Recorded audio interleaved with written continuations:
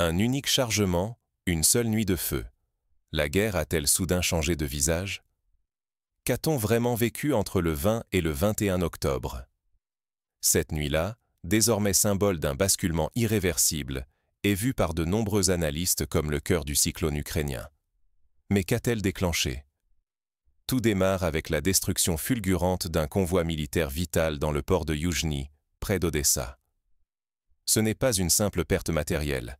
Ce convoi transportait des équipements cruciaux pour alimenter plusieurs fronts. Sa disparition a provoqué une onde de choc, rompant la chaîne d'approvisionnement et désorganisant les plans militaires ukrainiens dans le sud. Mais l'impact dépasse largement Odessa. Presque simultanément, une vague de frappes russes synchronisées balaie l'Ukraine, du sud au nord. Dnipro, Kharkiv et même la frontière biélorusse résonnent sous les explosions. Les cibles sont précises: centres logistiques, dépôts de munitions, infrastructures ferroviaires. Cette opération vise à étouffer la logistique ukrainienne à l'échelle du pays, rendant chaque contre-offensive périlleuse, voire impossible. Cette nuit de violence extrême inaugure une phase critique du conflit. L'armée ukrainienne, prise de court, voit ses ressources s'éroder et ses lignes de ravitaillement se fragmenter. L'équilibre des forces vacille instantanément, faisant de cette nuit un point de rupture dont l'onde de choc se propage sur tous les fronts. Oublier l'enjeu de cette nuit, c'est risquer de mal comprendre la nouvelle dynamique du conflit. Pour saisir ce qui se joue aujourd'hui, il faut d'abord mesurer la puissance de ce choc logistique et stratégique. Mais comment en est-on arrivé à une telle vulnérabilité? Pour comprendre, il faut remonter aux semaines qui ont précédé cette nuit décisive. Qui contrôle la logistique, contrôle la guerre? Que préparait-on réellement avant cette nuit fatidique?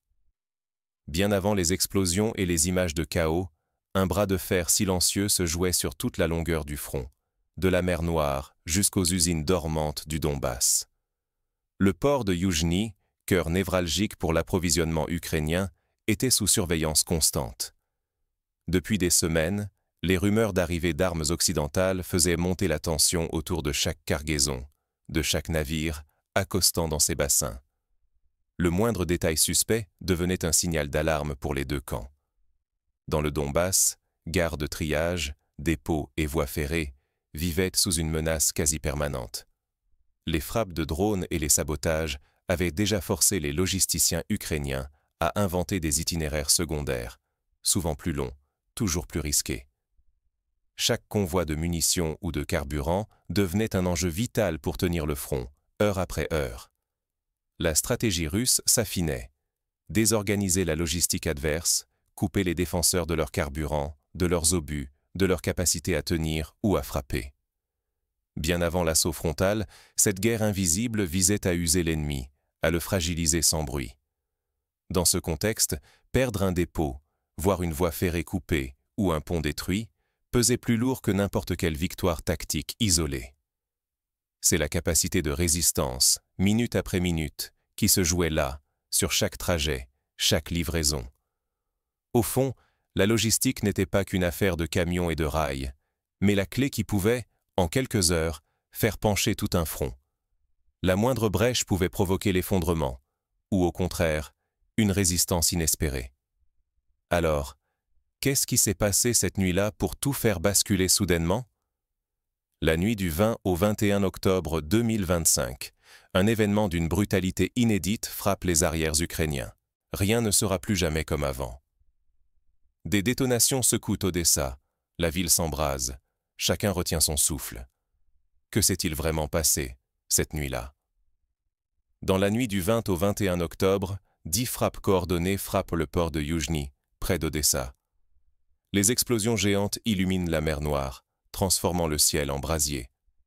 Des incendies ravagent les quais et les entrepôts, visibles sur toutes les images partagées en ligne. En quelques heures, la population bascule dans la peur et l'attente fébrile d'autres attaques. Mais le choc ne s'arrête pas aux rives d'Odessa. Presque au même instant, Dnipropetrovsk, Kharkov, Soumy et Tchernihiv sont touchés. Les frappes visent dépôts de munitions, gares et défenses anti-aériennes. L'approvisionnement est étranglé, les communications coupées, les réserves s'amenuisent. Chaque explosion précipite l'Ukraine vers un possible effondrement logistique. Chaque cible détruite affaiblit sa capacité de résistance. À Pokrovsk, le front cède. À l'aube, les forces russes avancent dans la ville, traversant les quartiers industriels et résidentiels. Coupés de toute aide, les défenseurs se retrouvent piégés. Plusieurs unités ukrainiennes, encerclées, optent pour la reddition. Pour la première fois, des vidéos montrent des groupes entiers déposer les armes. Un choc psychologique et stratégique. Le chaos est amplifié par la technologie. Les drones kamikazes traquent sans relâche. L'artillerie frappe avec une précision inédite. Tenter une évacuation devient un pari mortel. Traverser une rue, un acte de désespoir. Les blessés restent bloqués, les renforts décimés avant même d'atteindre la ligne de front. En quelques heures, la logistique ukrainienne chancelle du sud au nord. Les grandes villes, hier forteresses, deviennent vulnérables. L'effondrement d'un front n'est plus une simple hypothèse. C'est une menace imminente, palpable. Au-delà du choc, ces attaques révèlent une nouvelle phase du conflit. La lutte pour l'asphyxie logistique et psychologique de l'adversaire a commencé. Mais la nuit n'a pas seulement brisé des lignes de défense. Elle a aussi semé le doute dans chaque commandement, chaque abri, chaque rue. Derrière le rideau de fumée et les ruines, une nouvelle guerre se dessine. Les événements de la nuit du 20 au 21 octobre 2025 ouvrent une page sombre. Chaque choix désormais pèse lourd sur l'équilibre stratégique régional. Ce n'est plus seulement une question de perte matérielle, mais de survie à long terme, dans une région où tout peut basculer en un instant. Première alerte. La défense ukrainienne dans le Donbass chancelle. Les combats féroces autour de Pokrovsk, la perte de plusieurs positions vitales, érodent la ligne de front. Un effondrement progressif des capacités ukrainiennes n'est plus exclu, mettant tout le théâtre oriental en péril. Au cœur du débat, la nature des frappes russes. Sont-ce des attaques chirurgicales sur les nouveaux convois occidentaux, ou une campagne de bombardement massif pour briser toute résistance dès son organisation? Les deux scénarios révèlent une guerre d'attrition, où la désorganisation et la peur deviennent des armes aussi puissantes que les missiles. L'occidentalisation de la logistique ukrainienne saute désormais aux yeux. Les convois d'armes traversent ouvertement la Pologne et la Roumanie. Cette transparence s'apparente à une démonstration de force, mais expose dangereusement la chaîne d'approvisionnement à des frappes ciblées. Rassurer les alliés ou défier l'ennemi. Chaque convoi devient un pari risqué. Odessa, elle, vit une crise interne. L'administration est bouleversée, l'atmosphère saturée de suspicion. Habitants et responsables se préparent à un siège prolongé, tandis que la défiance gangrène les relations entre acteurs locaux. Dans l'ombre, un autre front s'ouvre. La lutte pour le contrôle des flux financiers du port d'Odessa. Ici, l'enjeu dépasse l'économie. Il touche à la légitimité du pouvoir local et à la capacité de financer la résistance.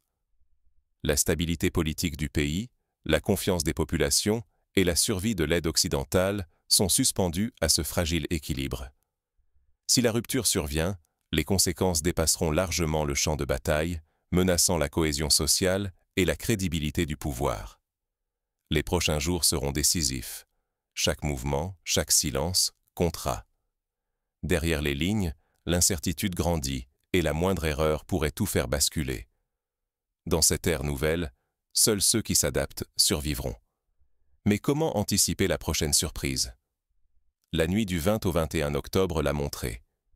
La guerre moderne n'est plus une succession de victoires éclatantes, mais une lutte épuisante d'endurance et de nerfs.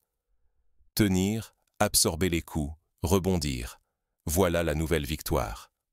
Ce n'est plus l'héroïsme isolé qui décide, mais la main invisible de la logistique, du renseignement et de la communication. Un port détruit, une route coupée, une rumeur habilement lancée. Ces armes silencieuses façonnent l'issue du combat. Celui qui domine la chaîne d'approvisionnement brouille les signaux ennemis et anticipe les mouvements adverses, prend l'avantage décisif. L'histoire regorge de revers causés par la confiance aveugle ou la sous-estimation de l'autre. Dans la nuit du 20 au 21 octobre, chaque erreur a coûté cher. Matériel abandonné, soldats blessés, crédibilité entamée.